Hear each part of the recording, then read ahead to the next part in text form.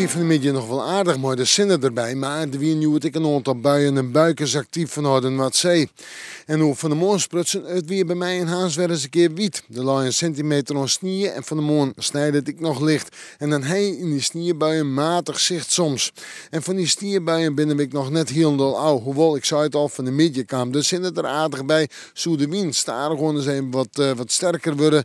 Maar hier heb ik flinke blauwe loften en mooie wolkenpartijen. Ja, en hoe het waarsprutsen, joen en vannacht.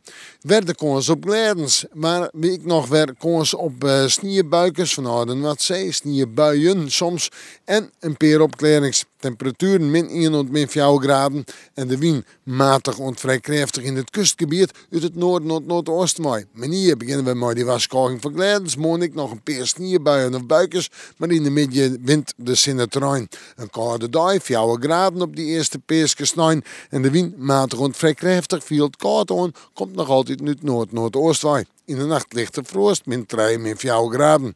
En dan op de Peerske Manje.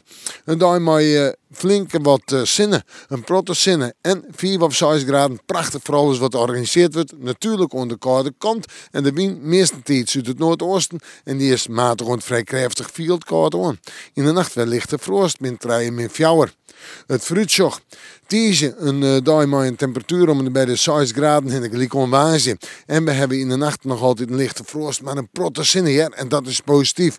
Op Toonsje 4 graden in de nacht lichte frost en een sterke wind uit het oosten tot noordoosten waai. Nou ja, we moeten morgen, nee, Peerske Manje, maar we even in het waarsjen.